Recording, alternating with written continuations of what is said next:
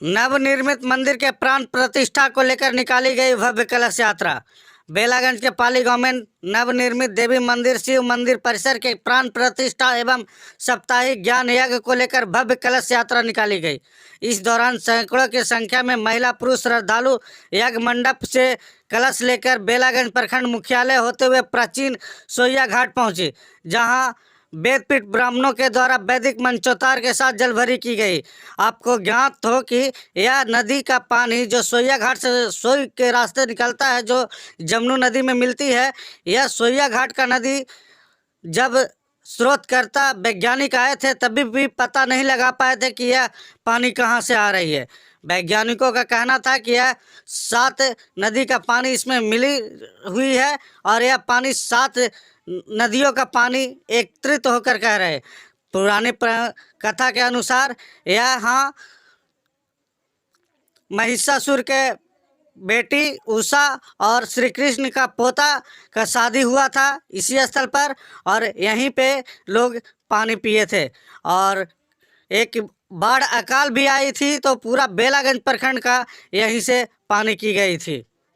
आपको ज्ञात हो कि NH-83 के 4 लेन चौड़ीकरण के दौरान पाली गांव के देवी मंदिर एवं शिव मंदिर NH में जद में आ गया था, जिसके जगह पर निर्मित नया मंदिर किया गया है, जिसमें विभिन्न देवी देवताओं के प्रतिमा का प्राण प्रतिष्ठा को लेकर कतरासीन मध्यपीठ स्वामी राम प्रवेशनाचार्य के संदिग्ध में प्राण प्रतिष्ठा एवं श्रीमद् भागवत सप्ताह ज्ञान के आयोजित किया गया है।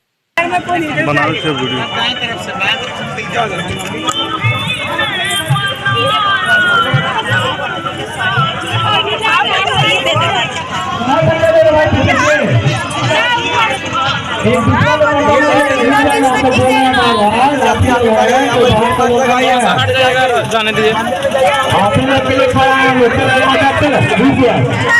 यही था नीचे देख करके नीचे बैठा जमीन है।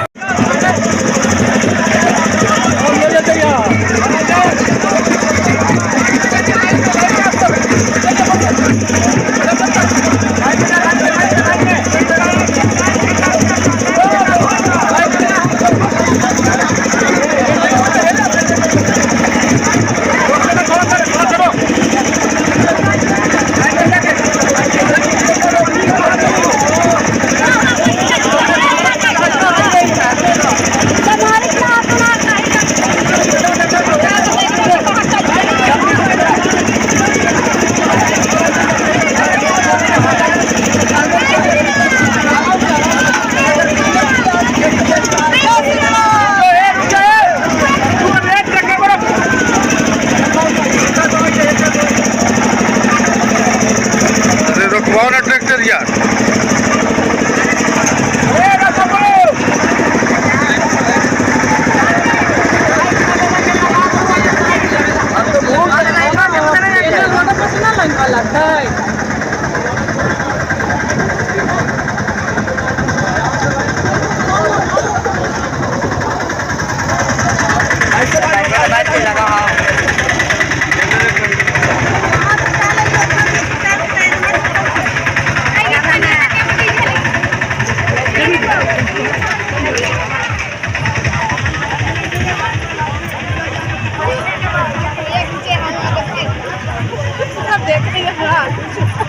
कल गेला थी नोहा मंदिर थोड़ा उतार दूसरी रखते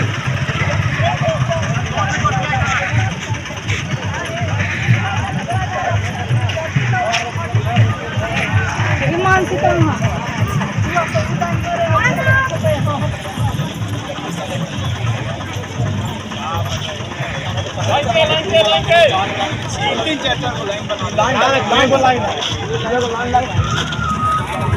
मान आप बताइए कि कौन से स्थल से जलभरी किया जा रहा है और क्या हो रहा है, उसके लिए जलभरी किया जा रहा है। हम लोगों ने हमारे गांव ग्राम पाली में जो खनेटा पंचायत में है, वहां पे देवी मंदिर में और सूर्य मंदिर और भी देवी देवताओं का प्राण प्रतिष्ठा समारोह है नए मंदिर में।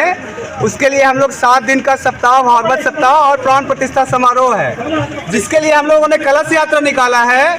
जिसका कलश भरने, जल का भरने के लिए हम लोगों ने जो चयन किया स्थल का, उसका नाम सोइया घाट है, जो हम लोग दिमाग में पहले से था, क्योंकि हम लोग को पता है कि यहाँ पे जो स्वच्छता, निर्मलता और जो रमणीकता है यहाँ का, हम लोग को प्रभावित किया है। और हम लोग चाहते हैं कि ये स्थल विकसित हो, चूँकि जैसे हम लोग का राजगीर में कुंड है, वहाँ पे हमेशा जल प्रवाह निकलते रहता है प्राकृतिक रूप से, वही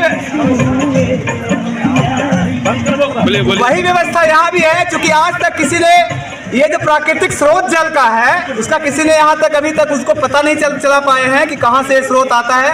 क्योंकि नदी के तल से कम 25-30 फीट ऊपर से ये जल आता है, और जाड़ा हो, गर्मी हो, बरसात हो, सालों भर ये जल निर्वाह रूप से प्रवाहित होते रहता है, और बिल्कुल शुद्ध और स्वच्छ निर्मल, जो कि आप पीने के उपयोग में ला सकते हैं। हम लोग उस पानी को पीते भी हैं और उसका सब कुछ उपयोग करते हैं। हम लोग कल एक बेलागंज बाजार में थे, एक बहुत बुजुर्ग व्यक्ति ने बताया कि जब 1962 में अकाल पड़ा था, तब भी ये जल स्रोत वैसे ही निरंतर चल रहा था। हम लोगों के पूरे बेलागंज प्रखंड का बात करें तो उनका प्यास वो एक जल स्रोत से बुझा था।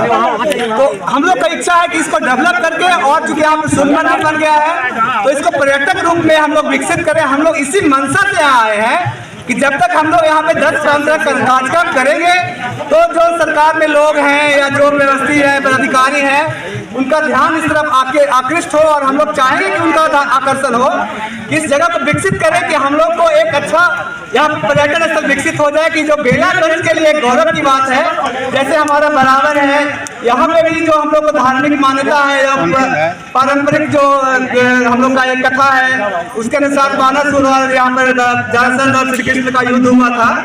क्या मान्यता क्या है कि यहाँ पे आप लोगों ने जल भरी करने आया? आखिर इस जगह का विशेष सबसे ज्यादा मान्यता तो हम लोग ये मानते हैं कि ये प्राकृतिक और शुद्ध जल है, जिसमें कि कहीं से गंदगी का एक नामो निशान यहाँ आपको नहीं मिलेगा। और हम लोग का सनातन का पहचान शुद्धता ही है। शुद्धता और जो संस्कृति से जुड़ा हुआ हमारा है, जो प्राकृतिक सनातन धर्म जो है, हरेक चीज प्रकृति से जुड़ा हुआ है। हमारा हरेक सनातन से जुड़ा हुआ हरेक कार्यक्रम, हरेक जो विधि व्यवस्था है, प्रकृति से जुड़ा हुआ है। तो हम लोग उसी के हिसाब से आए कि ये प्राकृतिक जल स्रोत है, और यहाँ पे हम लोग स्वच्छता मिलेगा, निर्मलता मिलेगा, देव मंदिर है, सूर्य मंदिर है। तो सब लोगों को इसके लिए एक तो हम लोग अगर यहाँ पे आए हैं, स्वच्छ जल मिला, निर्मल जगह है, मंदिर में जब भगवान का दर्शन हो गया, और यहाँ पे इतने लोग इकट्ठा हुए हैं, इसका एक और पुराने कथों के अनुसार इसका मान्यता क्या है कि यहाँ पे जो जलभरी हो रहा है, यहाँ पे पुराने कथा के अनुसार कहा जाता है कि ये बानासुर का गढ़ रहा है। यहाँ पे 4 देवियों स्थलों पे यहाँ का मान्यता है, जैसे में सोनपुर हो गया, सोइया घाट हो गया, बराबर पहाड़ हो गया, कौआ डोल पहाड़ हो गया। इस किस युग के जोड़ करके देखा जा रहा है? अरे सोई कब से स्टार्ट हुआ, इसका क्या मानता है?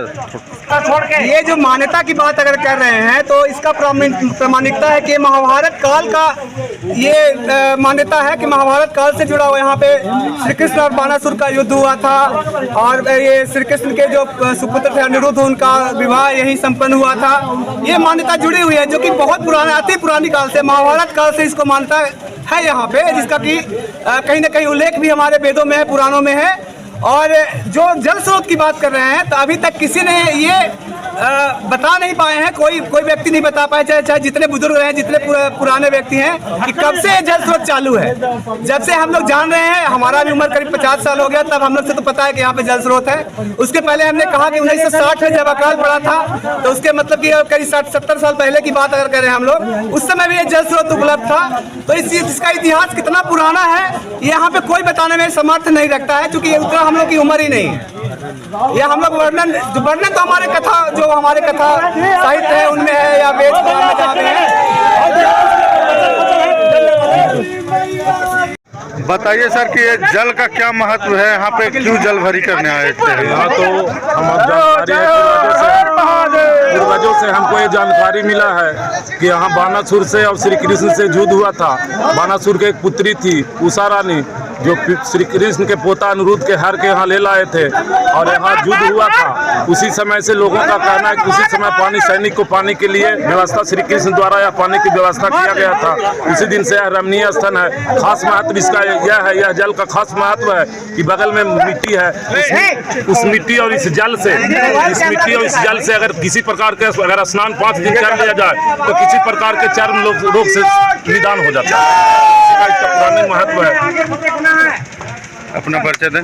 मेरा नाम उमेश कुमार है। मैं इसी गांव का हूं, बाहितपुर का हूं। मेरा उम्र 50 साल हो रहा है। मैं सुनता हूं कि 62 में यहीं से लोग हमारे के यहाँ पूर्वज पानी पीने का कार्य किए थे। अकाल के समय यहीं से पानी पिया गया था।